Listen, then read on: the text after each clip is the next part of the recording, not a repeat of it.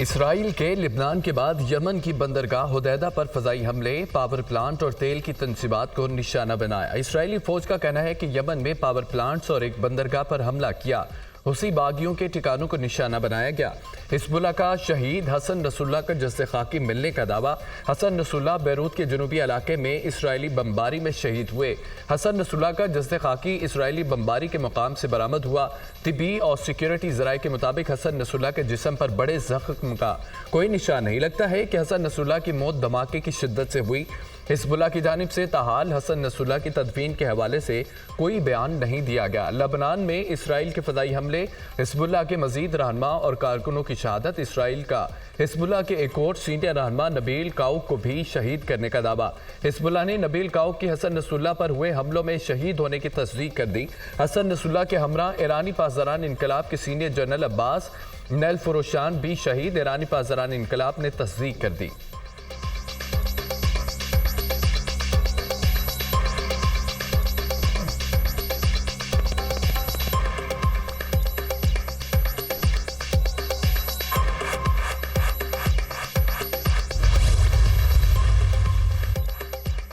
लबनान में इसराइल के फजाई हमले जारी। इसराइल का जनूब मज़ाफ़ाती इलाके में हिजबुल्लाह के असलहा के डप्पू को निशाना बनाने का दावा। शमाली वादी बिका के शहर ज़बूत में ताज़ा हमलों में एक खानदान के 17 अफराद शहीद।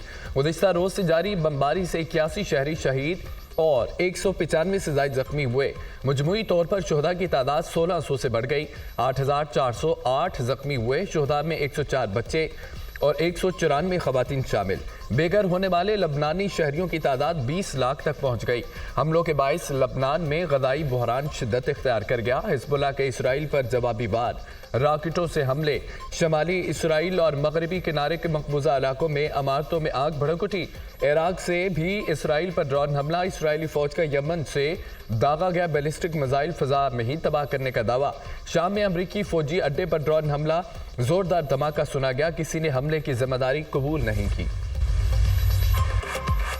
इसराइली वज़ीर-ए-आज़म का हमले जारी रखने का ऐलान। नेतन्याहू का कहना है कि जो हम पर हमला करेगा उसे निशाना बनाएंगे।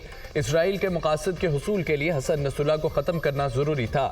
हमने अनगिनत इसराइलियों की मौत के जिम्मेदारों से बदला ले लिया। हसन नसरुल्लाह और उनके साथी इसराइल को तबाह करना चाहते हैं। इसराइल पर हमला किया तो फैसला कुन जवाब दिया जाएगा। इसराइल वज़ीर-ए-आज़म ने ईरान को भी खबरदार कर दिया, लबनान पर हमला करने वालों को पछताना पड़ेगा। ईरानी सुप्रीम लीडर आयतुल्लाह ख़ामनेई का रद्द-ए-अमल। ईरान के इसराइली जारियत पर सलामती कौंसिल का इजलास बुलाने का मुतालबा। अक़वाम मुत्तहिदा में ईरानी मंदूब का सलामती कौंसिल के 15 अरकान को ख़त। ईरानी नुमाइंदों के खिलाफ हमला बर्दाश्त नहीं किया जाएगा।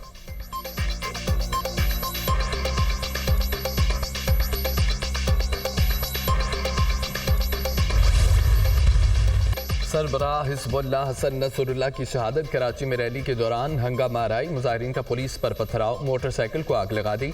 मुजाहिरीन को पीछे धकेलने के लिए पुलिस की शैलिंग। सहाफ़ी और पुलिस एहलकार समेत मुतअद्दिद अफराद जख्मी, मुतअद्दिद गिरफ्तार। हामियान फ़लस्तीन के ज़ेर तमाम नुमाइश चुरंगी से अमरीकी काउंसलेट तक रैली निकाली गई।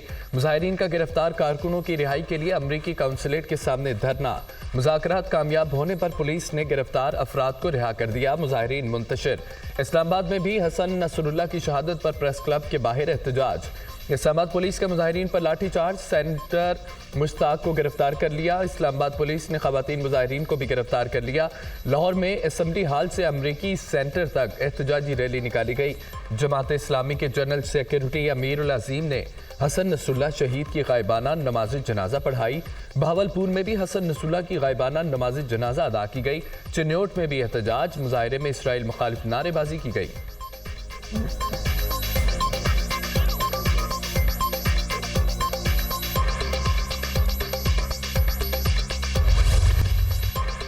सुप्रीम कोर्ट में आर्टिकल 63 नजरसानी अपीलों पर समाअत आज होगी।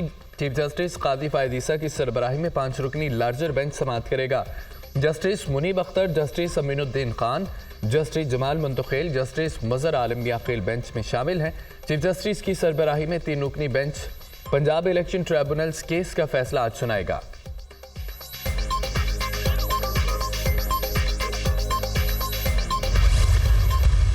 जमीयत को हल्का मत लिया करो, हम तादाद में कम होकर भी अहम हैं। आईनी तरमीम के जरिए मार्शल लॉ लगा रहे थे, हमने सपोर्ट नहीं किया। पार्लियामान के पास इतनी बड़ी तरमीम का हक नहीं है। तरमीम के हवाले से कोई सियासी मकासद नहीं होने चाहिए। जाली पार्लियामेंट से आईनी तरमीम कराना ज्यादती है। मौलाना फजल रहमान की न्यूज़ कॉन्फ्रेंस। मौलाना ने एक बार फिर नई इलेक्शन का मुतालबा कर दिया। कहा कि जितनी भी धांधली करके मैंडेट चुरा लो, हम मैदान में हैं। शख्सियात के दरमियान फंसना नहीं चाहिए, जमहूरी अमल के हक में है। धमकियों वाले बयानात को सपोर्ट नहीं कर सकता। अलीमीन गंडापुर का बयान बचकाना है। वज़ीर आला खैबर पख्तूनख्वा का ऐसी गुफ्तगू करना नामुनासिब है।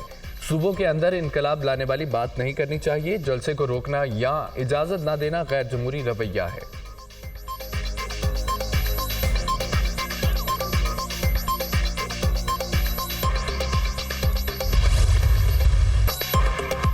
आईनी तरमीम के लिए नंबर पूरे हैं, जब चाहे करा सकते हैं, शर्जील मेमन का दावा। सीनियर सूबाई वजीर सिंध ने न्यूज़ कॉन्फ्रेंस में कहा है कि तरमीम के हवाले से इत्तफाक राय चाहते हैं। मुतफ़िका मुसवदे के लिए ही कोशिशें जारी हैं। पीपल्स पार्टी चाहती है कि मुल्क की बेहतरी के लिए तमाम जमातें मिलकर चलें। चाहते हैं कि इंसाफ की फराहमी में हाई रुकावटों को दूर किया जाए। 20-20 साल से लोगों के केसेस पेंडिंग पड़े हैं। आईनी तरमीम के बाद चीज़ें बेहतरी की तरफ आएंगी। अलीमीन गंडापुर जलसों में भड़के मारते हैं। मेरा ख्याल है कि अलीमीन गंडापुर विकटों के दोनों तरफ खेल रहे हैं।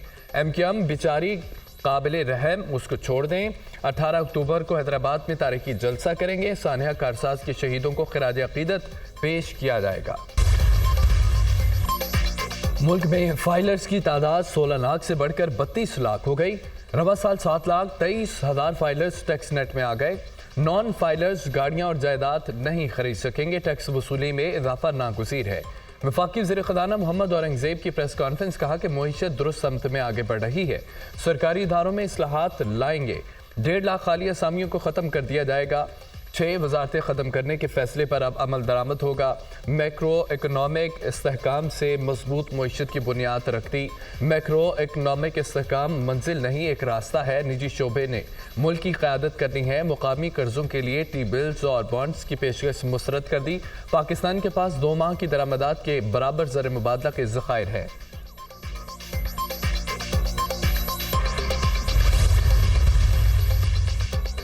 रावलपिंडी में पीटीआई का एहतजाज और तोड़फोड़। बानी पीटीआई और वज़ीर आला खैबर पख्तूनख्वा अलीमीन गंडापुर के खिलाफ दहशतगर्दी का मुकदमा दर्ज। मुकदमा थाना न्यू टाउन में सब इंस्पेक्टर उमर सिद्दीक की मुद्दियत में दर्ज किया गया। एफआईआर में तोड़फोड़ की मनसूबाबंदी करने की दफात शामिल की गई। पीटीआई रहनुमाओं के खिलाफ भी 4 थानों में मुकदमा दर्ज है। मुकदमा थाना सिटी, थाना वारिस खान, थाना न्यू टाउन और थाना आरे बाजार में दर्ज किए गए। सिमाबिया ताहिर, असद अब्बास, एजाज खान, आमिर मुगल समेत 100 से जायद कारकुन नामजद। मुकदमात इंसादी दहशतगर्दी की दफात के तहत दर्ज किए गए।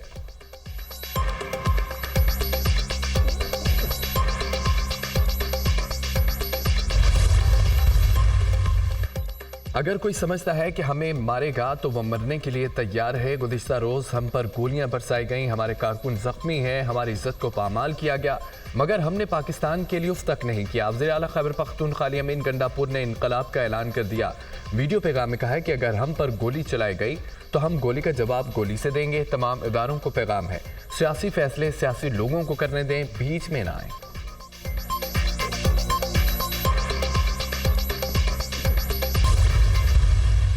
ऐसी धमकियां जो हैं उन पर हम रियासती हुकूमत या रियासत की पॉलिसी नहीं बना सकते। गंडापुर साहब अगर वाकई अपने हलफ की पासदारी करना चाहते हैं तो वो बजाय पंजाब में आने के वो केपी के सरहदी इलाकों में जाकर दहशतगर्दी का कला कमा करेंगे। और धमकियों और गीदड़ भभकियों से तो हुकूमतें नहीं चलती। अलीमीन गंडापुर की धमकियां गीदड़ बुबकियां हैं, रियासत को कोई फर्क नहीं पड़ता। वज़ीर आला के पी पंजाब में जेल तोड़ने की फिक्र छोड़ें, केपी की फिक्र करें। जहां तहरीक इंसाफ के दौरे हुकूमत में 2 बार जेल टूट चुकी है। मुस्लिम लीग नून के सीनियर रहनुमा खुर्रम दस्तगीर की दुनिया न्यूज़ के program tonight with Samar Abbas में गुफ्तगू। पीटीआई रहनुमा अली मोहम्मद खान ने अलीमीन गंडापुर के बयान पर कहा कि इनकलाब 8 फरवरी को आ चुका। बानी पीटीआई को जेल जाकर नहीं निकलवा सकते, मुश्किलात मजीद बढ़ जाएंगी। बानी पीटीआई सियासी जद्दोजहद से ही बाहर आएंगे।